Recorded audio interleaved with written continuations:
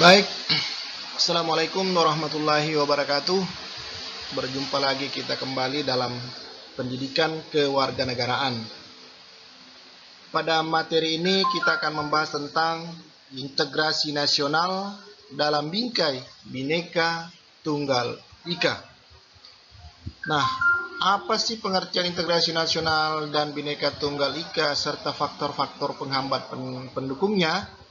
Mari kita lihat selanjutnya. Iya,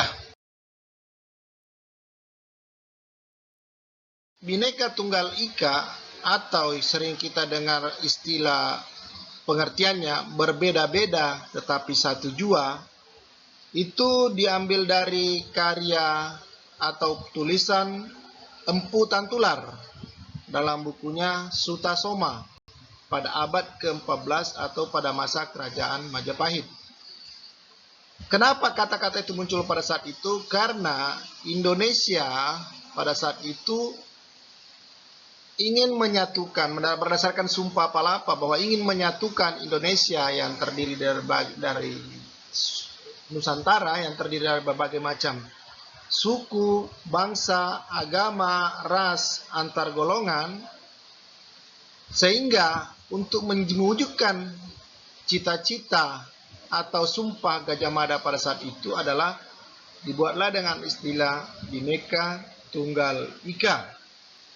Kemudian Tan Hanna Dharma Mangloa, tak ada hukum yang bersifat mendua, artinya patuh dan tunduk pada hukum yang satu, yaitu hukum nasional. Ya, mari kita lihat pengertiannya. Nah, pengertian integrasi nasional berdasarkan Kamus Besar Bahasa Indonesia, integrasi diambil dari bahasa Inggris yaitu integrate, artinya pembauran hingga menjadi satu kesatuan yang bulat dan utuh. Artinya dari berbeda-beda itu, yang suku, bangsa, agama, dan bahasa yang banyak itu menjadi satu kesatuan. Ya, menjadi satu. Yang pernah kita dengar dalam kata Sumpah Pemuda, ya itulah menjadi bahasa Indonesia, bangsa Indonesia, dan wilayah Indonesia. Nah, kata nasional berasal dari bahasa Inggris juga, yaitu nation, artinya bangsa. Jadi, dengan kata demikian, maka lahirlah istilah integrasi nasional atau penyatuan dari berbagai macam suku bangsa menjadi satu kesatuan, yaitu bangsa Indonesia. Ya, secara politis artinya integrasi nasional adalah secara berarti penyatuan berbagai kelompok budaya dan sosial. Nah, ini artinya penyatuan dari berbagai macam adat istiadat dengan kehidupan masyarakat dalam kesatuan wilayah nasional yang membentuk suatu identitas nasional, yaitu rakyat Indonesia. Secara antropologis, integrasi nasional berarti proses penyesuaian di antara unsur-unsur kebudayaan yang berbeda sehingga mencapai satu keserasian fungsi dalam kehidupan masyarakat. Maksudnya, dari berbagai macam unsur-unsur yang ada dalam budaya, kebudayaan yang ada dalam negara Republik Indonesia memiliki keserasian yang sama, memiliki keselarasan yang sama, yaitu Pancasila. Baik. Nah, alat pemersatu bangsa Indonesia, yang pertama dasar negara yaitu Pancasila. Yang kedua bendera merah putih, bahasa Indonesia, lambang burung Garuda, lagu Indonesia Raya, Bhinneka Tunggal Ika, lagu-lagu perjuangan, dan Undang-Undang Dasar 1945. Ini urutannya. Biasanya yang pertama adalah Pancasila, kemudian Undang-Undang Dasar, tapi tidak apa-apa. Ini kan tujuannya adalah hanya ingin mengetahui. Ya, itulah alat-alat pemersatu kita sehingga bangsa Indonesia sampai saat ini alhamdulillah masih bersatu, dan kita tetap berharap bahwa Indonesia akan selamanya tetap bersatu. Baik, wujud nyata dari adanya persatuan dan keragaman yang ada di Indonesia pertama adalah terjadinya kehidupan rukun, selaras, dan seimbang. Ya, orang beda agama saling rukun, beda suku hidup bersama dalam suatu tempat, ya kan? Kemudian pergaulan yang akrab. Lahirnya adanya perbedaan bukan suatu masalah karena kita sudah memiliki ikatan bahwa kita adalah Indonesia.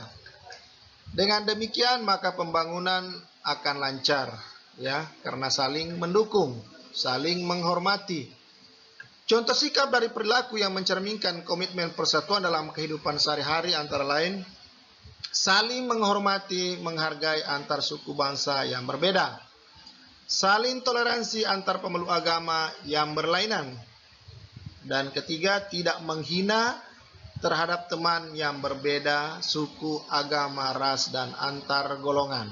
Itulah sikap atau perilaku yang mencerminkan adanya persatuan dalam kehidupan sehari-hari. Nah,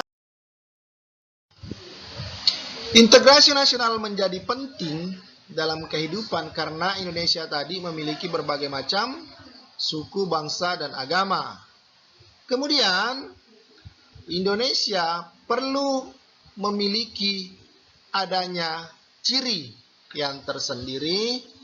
Ciri bangsa Indonesia yang terkenal dari zaman dahulu yaitu ramah, sopan, santun, dan memiliki kegotong royongan yang tinggi. Kegotong royongan akan lahir dalam suatu tempat apabila memiliki integrasi yang bagus. Suku antar suku akan bekerja sama apabila tercipta adanya kehidupan yang selaras, seimbang, tidak saling mengutamakan ego masing-masing. Faktor pembentuk interaksi nasional adanya rasa senasib sepenanggungan. Betul, artinya sama-sama rakyat kita hidup Indonesia. Adanya ideologi nasional, yaitu Pancasila dan Bhinneka Tunggal Ika, adanya tekad bersama untuk ingin bersatu. Ya, adanya ancaman dari luar yang menyebabkan munculnya semangat nasionalisme, yaitu cinta tanah air. Kita menggunakan bahasa Indonesia dan menggunakan produk Indonesia. Adanya semangat persatuan, menggunakan bahasa Indonesia. Adanya kepribadian dan pandangan hidup bangsaan yang sama. Adanya jiwa dan semangat gotong royong, solidaritas, toleransi, dan keagamaan yang kuat. Dan adanya rasa cinta tanah air terhadap produk-produk dalam negeri. Artinya kita bangga menggunakan produk-produk yang dibuat oleh tangan-tangan rakyat Indonesia sendiri. Tapi ada faktor-faktor yang menjadi penghambatnya. Kenapa tidak terjadi integrasi? Satu, kurangnya penghargaan terhadap kemajemukan yang bersifat heterogen. Nah, ini apabila orang merasa sombong, merasa angkuh bahwa dialah yang hebat, atau sukunya lah yang hebat, atau daerahnya lah yang hebat. Kemudian, kurangnya toleransi antar golongan, yaitu saling menghina kelompok lain dengan kelompok lain, saling melecehkan kelompok lain dengan kelompok lain. Yang tiga, kurangnya kesadaran masyarakat Indonesia terhadap ancaman dan gangguan dari luar negeri. Ya, inilah yang menjadi masalah kalau kita tidak peduli atau tidak perhatian terhadap ancaman dari luar negeri. Padahal Indonesia itu adalah negara-negara yang menjadi target dari negara-negara lain untuk menguasai Indonesia. Dan yang keempat, adanya ketidakpuasan terhadap ketimpangan dan ketidakberhasilan hasil pembangunan. Maksudnya bahwa ada sekelompok orang yang merasa tidak puas terhadap pembangunan ataupun hasil-hasil kegiatan yang ada di daerahnya. Oleh karena itu dia selalu mengegokan, selalu menghambat apabila adanya upaya untuk penyelarasan seimbangan. Apa yang terjadi? Terjadilah tawuran, terjadilah demonstrasi yang kadang-kadang merusak fasilitas negara, merusak alat-alat negara, bahkan bermusuhan dengan aparatur negara. Itulah bentuk-bentuk faktor-faktor yang menghambat terjadinya integrasi nasional. Terima kasih, dan mari kita lanjutkan berikutnya pada sesi yang lain. Wassalamualaikum warahmatullahi wabarakatuh.